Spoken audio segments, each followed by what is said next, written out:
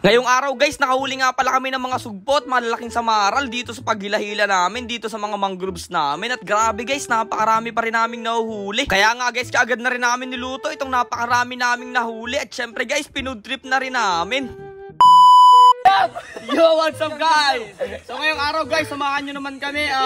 Ngayong araw nga guys, tayo maghihila-hila dito sa mangroves. Dahil nga guys, napakalaki ng low tide. Maghihila-hila tayo. Ito guys, yung lambat natin gagamitin, no? Na parang may bulsa, tapos gugulagurin natin siya. Siyempre guys, di natin kaya yan. Ang dalawa lang kami ni Dugong, kaya nagpasama tayo sa mga solid dating tropa. Let's go! Let's go! Let's go!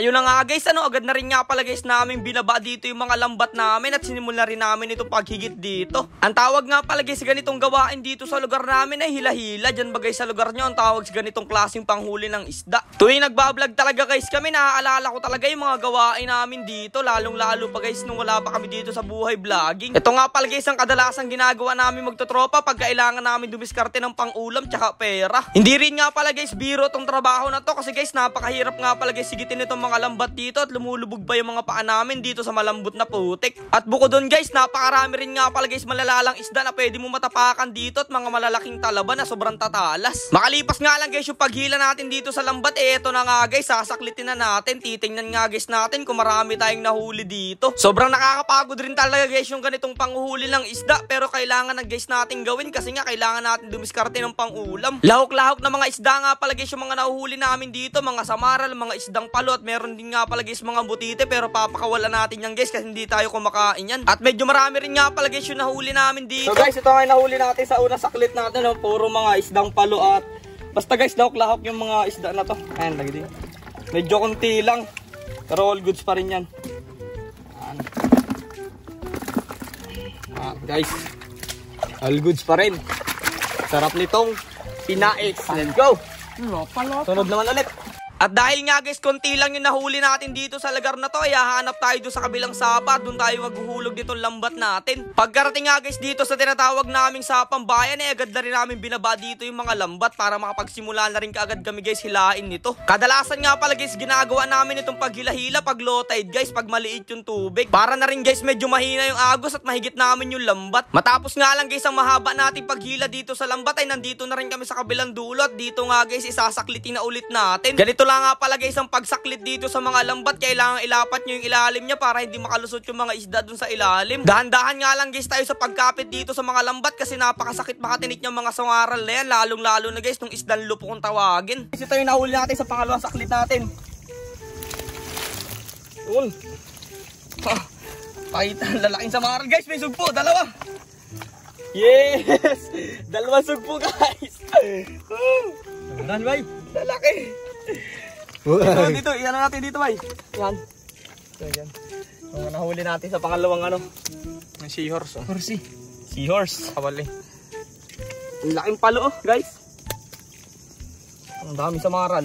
Marami nga pala guys kami nahuli dito sa pangalawang saklit namin itong lambat, lahok-lahok guys, napakalalaking samaral. At may nahuli rin nga guys kami 2 perasong malaking sugpo dito at napakarami guys ng mga isdang palo na nahuli namin at mga isdang biya. Lahat nga guys na nakita naming isda dito nahuli nitong lambat ay dinadala na rin namin. Pero yung mga maliliit guys ay binabalik namin dito sa tubig para mas dumami pa sila at hindi tayo maubusan ng mga huhulihin natin. At eto naman guys, pangatlong hila na nga pala guys natin to kasi medyo marami tayong nahuli doon sa pangalawa, ay sinubukan ulit namin humila dito ng pangatlo. At eto na nga pala guys yung mga nangyari dito sa pangatlo natin. Lalaking butiti guys. Lalaking mulubo. For the 3. Hindi yung mabulang sa natin guys yung mga maliliit. Ayun lang. Sige na. Eto na nga pala guys yung mga nahuli natin dito sa patatlong hila natin itong mga lambat. So yun guys, ito na nga pala lahat yung mga nahuli natin na mga isda doon sa paghihila-hila natin. Ayan. Marami-rami din siya guys. Ayan dami yan. Yes, lahok-lahok. May mga samaral. May mga palo. Ayan guys. Siyempre may nahuli rin tayong 2 peraso sugpo dyan kasama. Ang sarap nito mamaya. Sugpo. Lagi. Dami. Tara na. Dahil nga guys, hindi pa rin kami nanananghalian at nag-uumagahan yan, agad na rin kami dito magluluto sa ating maliit na palaisdaan. Nilinisan nga pala guys natin itong mga malalaking samaral natin at piprituhin lang natin to. Grabe,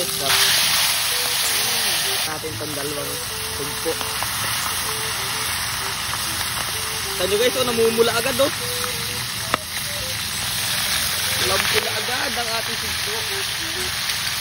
Pagkatapos nga lang guys nating maprito lahat at okay na at crispy at malutong na. Eto na nga pala guys, nilatag na natin dito sa dahon ng saging natin. At grabe oh, sobrang dami guys nating pupudripin at napakarami nating nahuli. Gumawa na rin guys nga ako dyan ng masarap na sausawan. At syempre guys, gaya ng lagi ko sinasabi, wag nating kakalimutan magdasal bago kumain. What's up guys? So yan guys, what's up? Ayan, eto na yung mga nahuli natin sa Hila-Hila at pinarito lang natin. So samahan nyo na kaming kumain, let's go. Kain na tayo bay! Syempre guys, sa amin ni Dugong ito, tig-isa kaming sugpo. Tanggalin natin oh. Taba. So guys oh, sugpo. Taba oh. Ulo. Ito sausaw natin sa ano. Tama na yan. Kain na. So guys, sugpo. First bite. Hulig. Top. Pwede po doon. Crab. Yeah. Kulit.